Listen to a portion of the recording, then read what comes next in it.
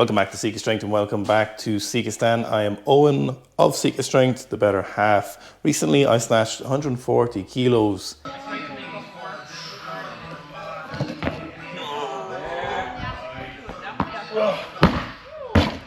Which is 15 kilos off my best, 155 kilos. I haven't been snatching in about 18 months, so I took it up again about 3 months ago after quite a long journey after a big squat PB.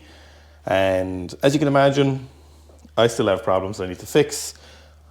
I snatched 140, which is 10 kilos plus in the last section of this training block, and now it's time to reset again.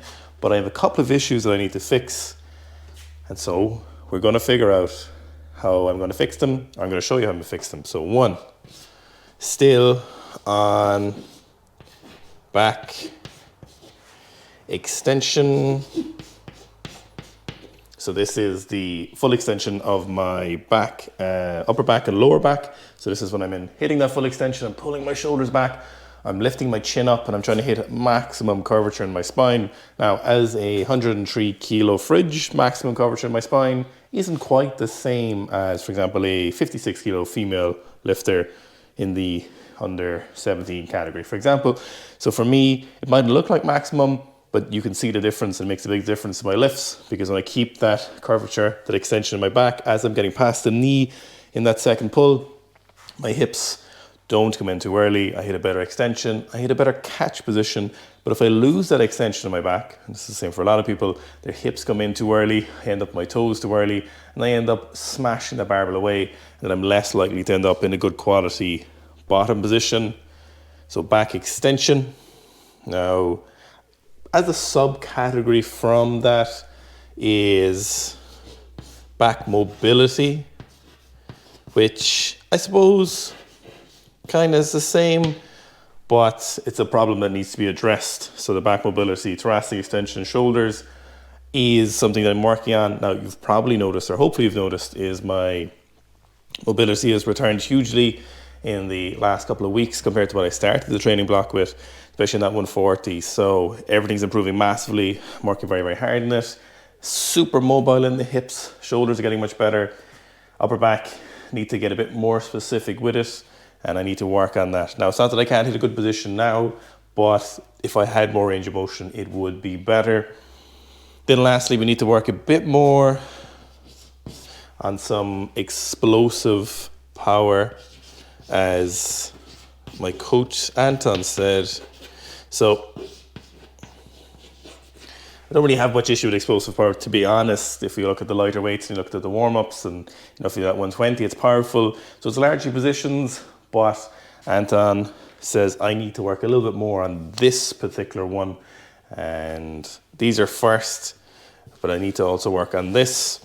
He said some weighted jumps would be useful, some box jumps and long jumps, which I'm doing, and they're pretty decent, but I will keep working on them. And I'm also doing a lot of sprinting as well, mostly because I just want to do some sprinting. So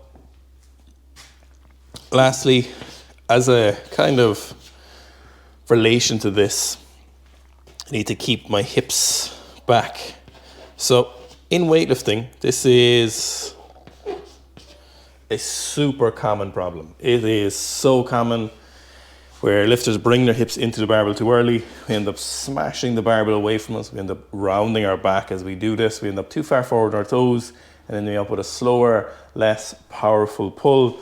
And this is what happened to me in the 140. So I really need to work on these positions. So back extension, back mobility, explosive power are kind of separate from the sessions, and then keep back, or keep hips back, is what I should have written there. I wrote there. And they're two largely related ones. So the explosive power, we'll keep working on it. It's pretty good, to be honest, at the moment. It's not a major concern, but it's something Anton said I need to keep working on.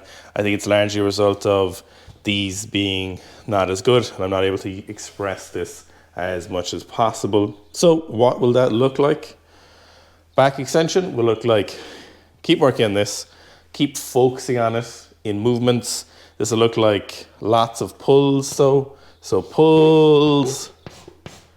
So as you know, I've been doing loads of pulls, more snatch pulls than I would have ever done before.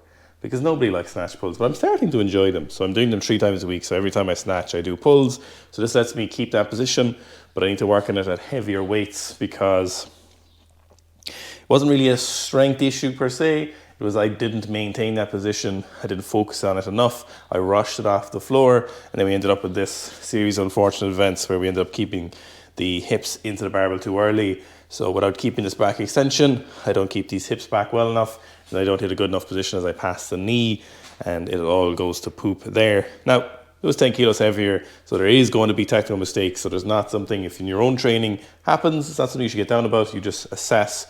You look at what happened, you look at what you need to do or what you can do to fix it. And so one of those things will be pulls, but also just cueing. Just literally every time I'm doing pulls, every time I'm snatching, so every time I'm doing pulls, every time I'm snatching, I'm focusing on that upper back extension, that chin up. And then when the weights get heavier, I'm not losing focus, I'm not shitting the bed, I'm not going too fast. I'm hitting those positions off the floor that I need to because I can't hit them at 140. I won't hit them when it gets heavier. So I need to be clear and focused, not just ripping. I ripped 140 a little bit, but not as much as I could have.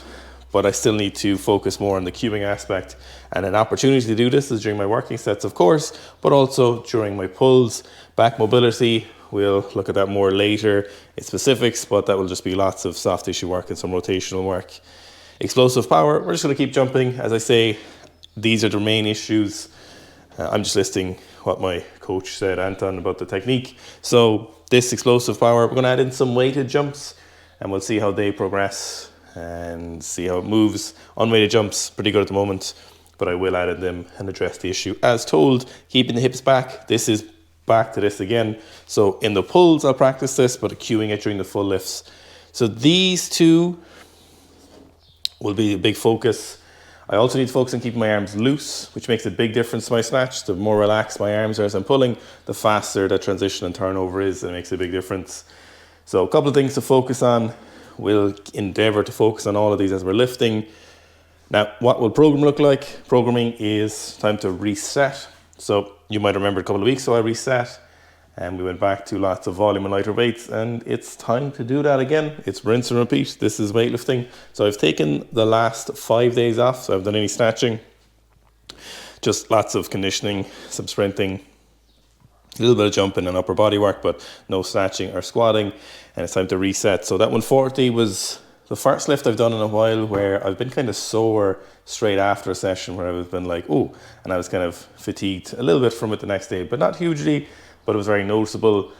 And I could have gone back to training sooner, but because it was such a big jump, it's the heaviest I've snatched in 18 months. It's always better just to reset. And I'm going to be resetting, and it's always better to rest after those. Take mandatory rest, take your mandatory leave. Don't jump ahead. You're going to gain nothing and you've a lot to lose, or you've a lot to set yourself back if you go straight back into the training. It was a very big snatch, 90, that's 90% of my true 1RM, so that's a big lift. Absolute weights are absolute weights, so 140 is heavier than someone else's 90% when it's 100 kilos or when it was my 100 kilos, so it pays to be cautious. So we're going to reset again. We're going to stick with the low block snatches to keep that back position.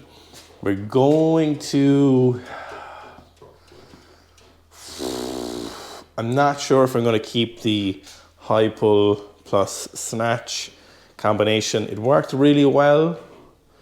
It did improve some things, my trap activation or my use of my traps during that third and second pull, but it's not going to really address this, and this can be addressed several ways. So I think I'm going to change it. I think I might have to just do some pause snatches.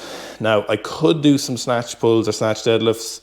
Like, for example, you might see Lasha doing them where he stays really far over the barbell and he shrugs, but he doesn't extend his hips. So that might be an option. I will have a little bit more of a think about it, and I will play around with some variations and see how they feel. I could do pause snatches, but I just don't really enjoy them in this training block, and they don't feel great. Maybe that's a reason to do them, maybe not. the snatching is going in the right direction, so I'm very happy with that, and the technique is improving a lot. So on one hand, it's like, okay, I could find something better. On the other hand, I could stick with what's working, but what works now might not continue to work. I will definitely keep the low block snatches. Didn't get heavy on those at all, and they feel really good, and there was a big improvement in snatching. So I literally got up to 100 kilos for sets of 3 on the low block snatches, so very, very light relative to what I ended up hitting. So I'm going to keep those in. I might, it's a toss-up between pause at the knee snatches and the snatch pulls. So at the moment I'm snatching 3 times a week, and what I do is 1 full snatch and 2 variations currently, but in the lead up to 140, for the 2 weeks before, I did full snatches all the time. So I either did the snatch on the floor or just full snatches, because obviously you want to get a bit more specific towards the end. But because it's not a major peak, I didn't want to go super specific immediately. So 2 weeks beforehand, and we hit that single, so which is pretty good. So a bit of a dilemma. I probably should just do the pause at knee snatches, but I just don't really want to do them. I don't know what it is. Normally I really like them, but this training block, I am not loving them. But I should probably trial them out and see if they improve the issue, and if they don't, I'll just go back to the snatch pulls plus snatch. So I'll do the pause snatches. I will move to I'll do the pause snatches. And then from there, we'll just keep going with the squat, keep maintaining it. So I'm probably around 270, and that doesn't need to change. Gonna keep doing the upper body stuff, keep the fat loss going, keep trying to stay jacked, keep moving on with my sprinting, my jumping, and keep doing my jiu-jitsu. So all of that will keep rolling. So stay tuned. I'll return back to the raw weightlifting sessions. I hope you've been enjoying them. I've been enjoying putting them up. I feel like there's something that I like watching. It's just really to the point. No music, no real editing, just the lifting, the sessions, and they're the things I watch most often, is people's sessions where it's just straight to the lifting. So there's definitely times where I like vlogs and stuff like this and informational things, but I feel like that's a video that I want to put there, because I want people to watch that, because I want to watch that. And so I don't really think there's anyone else doing a lot of vlogs where they're just straight to the lifting, Ilia 2014 prep style, which I very much enjoy watching for weightlifting in particular. Something's just so enjoyable about the sport of weightlifting in that regard. So we will return to those, but I did want to fill you in on my training, and I did want to fill you in on what I'm going doing. Now it may change, and keep an eye out for that, but as it stands at the moment, it will be snatch, low block snatch, and yeah, we'd better do the pause snatches. See, you gotta do what you're supposed to do, not what you want to do. Yeah, we're gonna keep these in, and we're gonna go back to that volume, and we're gonna go light. We're gonna start off light, like I said every time, like we've been saying for years. Start off lighter than you think. It's only gonna cost you a week or two, but if you start off too heavy, you're going to royally screw yourself. So we're gonna start off light. We're gonna go to the low block snatch session today, because they're the ones I like, and we're just gonna feel it out. Probably gonna do something between 80 and 90 kilos, and we're gonna artificially keep it a little bit lighter than we need to as we build back into it, and then we can go from there. So those pause snatches, and I'm gonna make them feel good. They're gonna feel nice. Okay, so we'll get on with the session, and if you have any questions about that stuff, if you have any questions maybe about your own lifting, do leave them below. But let's get on with the low block snatches.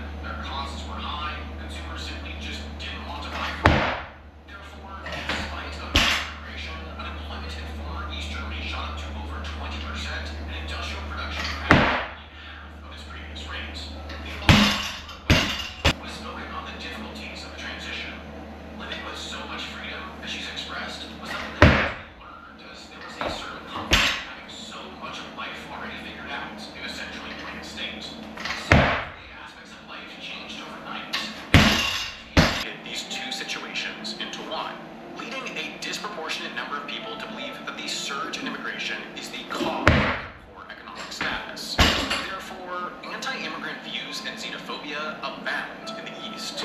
Patterns for alternative for Germany, the country's far-right political party, often described as extremist, are so stark that one can clearly see where the inner German border once stood. This is the unholy trifecta of sorcery, heretical technology, and faith in the ruinous powers, all coming together in unity to manifest what was never intended to exist within our universe. So let's go through the process step by step. Now, the first part of the ritual will be inducted by the sorcerer, whose job is to conjure a portal between